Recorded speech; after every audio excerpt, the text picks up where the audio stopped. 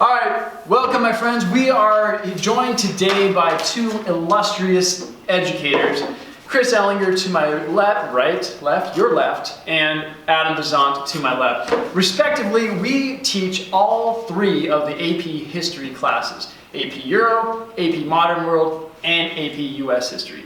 The reason I've gathered my friends here is because with the same rubric, we felt that our collective experience and wisdom might aid our students. Wisdom. Yeah, well, we'll get there, we'll see. Might aid our group of students in their endeavors on the AP exams. My students are likely going to be taking at least two of these, whether it's AP Modern World and AP Euro, or AP Modern World, and then junior year taking the AP US History. Regardless, I think we can all benefit from this discussion, so we're going to give you some tips and talk about some of the errors we've seen over our years of teaching. But first, a couple of introductions. Mr. Ellinger, can you tell us what you teach and how long you've been around for? I've been around for a while. I'm sure I've been teaching longer than you've all been alive, but Euro's probably 13, 14 years, 6 different textbook versions, but you know, still learning, still trying to master this stuff. It's complex, it's hard, it's fun, I love it. There's a special challenge to being an AP teacher, and I think that's what keeps me going and interested.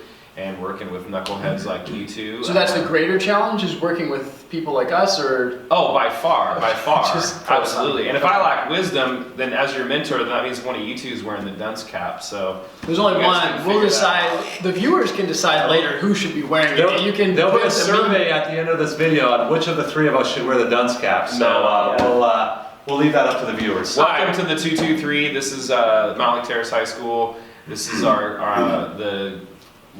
love this room. This is where Menenberg cut his teeth, by the way. So special place in his heart here. So welcome.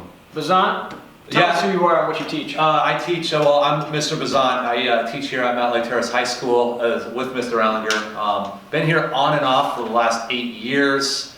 I teach AP US. I teach World 10. I've also taught some on level World 9 as well. Little bit history around us. Mr. Ellinger was actually Menenberg's mentor teacher when he was learning how to teach. So everything that he knows, he learned from this guy. Obviously, I failed in my job. Many respects. Poor reflection. And he's also served as a mentor to me. So this guy is fantastic. You know, hang on every word he says. It is gold.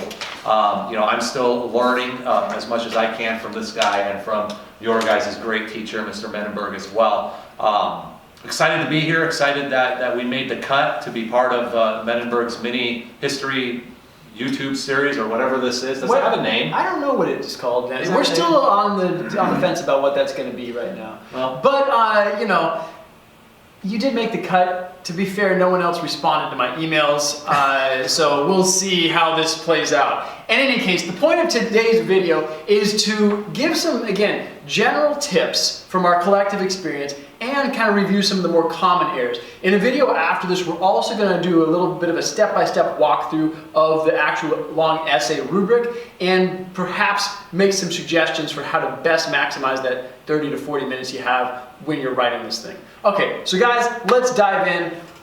Common tips. We're going to start age and wisdom before beauty. Mr. Ellinger, would you care to tell us, you wanted to talk a little bit about the prompts. So what can you tell us? You told me that's what I was going to talk about because you guys wanted to talk about your little things. We have a little. That is true. I will talk. I'm happy to talk about the prompts. So when you get your, you know, especially for the kids I teach, it's their very first AP test, and that's different for like Bazant's kids are all kind of grizzled veterans. I think your kids are still, this is their first time Mostly, through. yeah. So that first time through is tricky because there's a lot of energy, there's a lot of nerves, and you don't know, you haven't seen this booklet or this paper, or last year, let's hope, you know, online.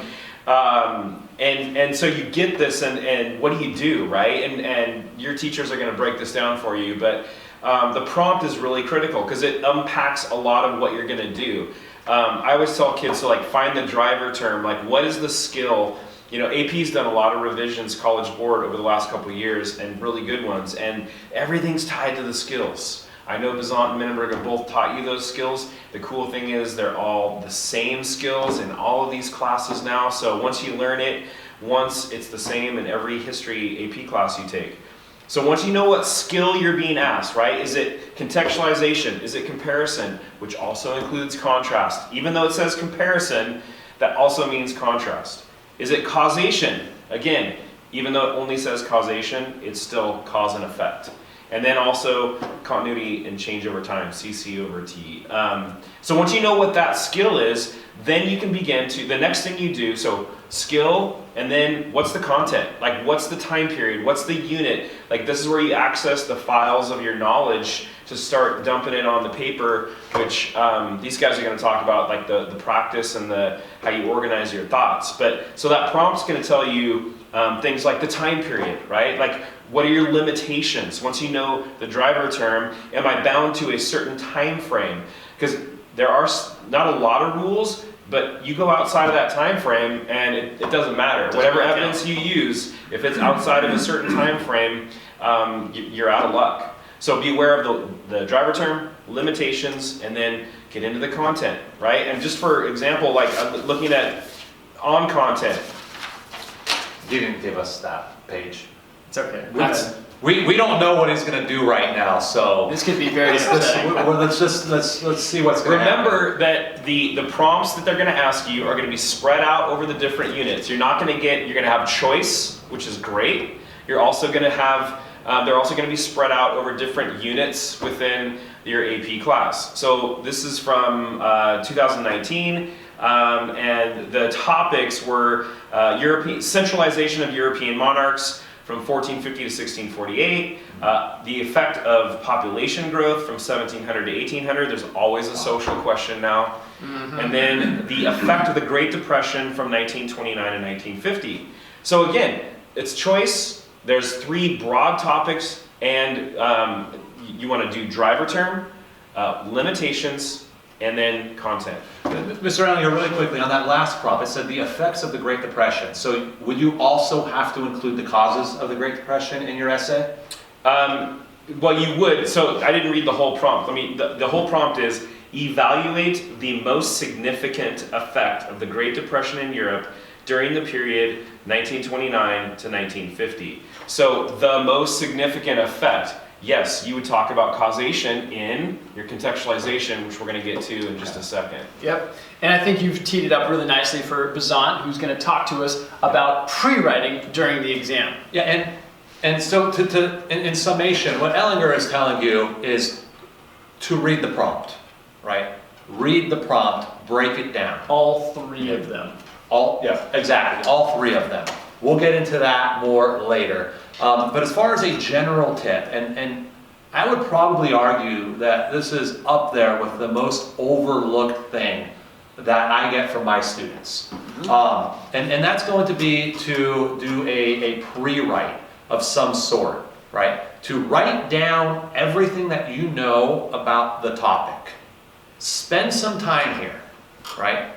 Don't overlook this, because as soon as you start writing, you're going to go into tunnel vision. You're going to forget details X, Y, and Z, right? That should be incorporated into your paper to get that complexity, that extended analysis, or whatever points that you're chasing within that paper. Spend some time. I would recommend 5 minutes. That number is arbitrary. It could be 3 minutes, it could be 7 minutes. I wouldn't go much longer than that, because you still got to write your paper. But spend some time thinking about the question and putting physically on paper everything that you know. Include specific individuals, right, and their contributions to that topic. Specific events, causes and effects of those events, right?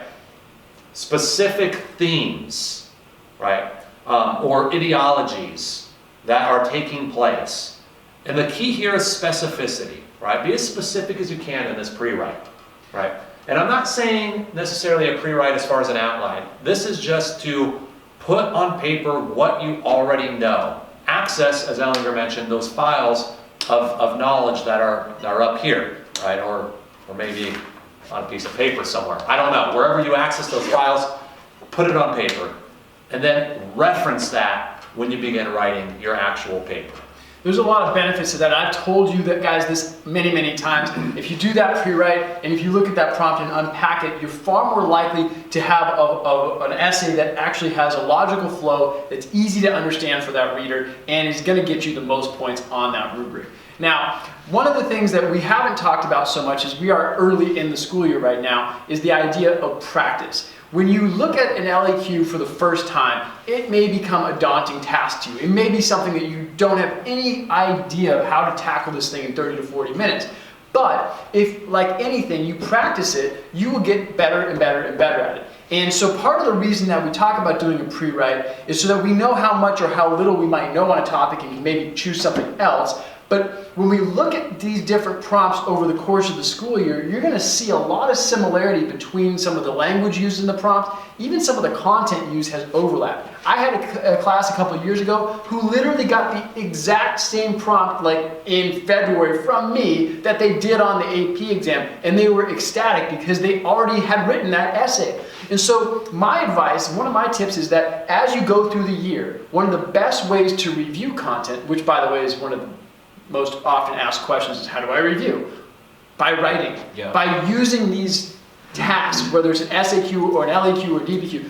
You will cement that content knowledge in your brain so well by practicing writing and filling in those content pieces while you go through that content. In fact, Bazan was telling us earlier, off camera of course, that he lets his students use that for notes. So they write as a task as part of their content review for their notes, instead of just going through the whole chapter and writing a bunch of different notes. We'll get into that a little bit more on a later video, but suffice it to say, if you are practicing this skill regularly, not only are you getting that content in your brain better, but when that test comes around in May, or those unit tests throughout the year, you're not going to be phased the same way. You're not going to freak out when the clock starts to tick. You're not going to lose your mind when you look at the prompt and forget everything that you know, as Ellinger pointed out. You're going to methodically take a beat, start doing a pre-write, and you're going to be able to do so much better because you know how to attack this thing. You know what to do. You've done it before. It becomes reflex. It becomes muscle memory, and you're going to be a far more successful writer on this test if you employ these types of tips. Okay, so that's all. Can I add one quick thing? Go ahead and add. Quick. Of course. Practice does not just mean what Bazant or Menenberg or Ellinger assigned you. The attribute of an AP student, a successful rock star, I call it, AP student, is someone who's willing to practice above and beyond what we do in class or even what is assigned. So that practice can, and again, you don't have to write 10,000 essays. You can do an essay prep. You can practice thesis statement. You could just simply practice what Mr. Bazant was talking about with like taking a prompt and spending 10 minutes and just writing down everything you know about it. Done.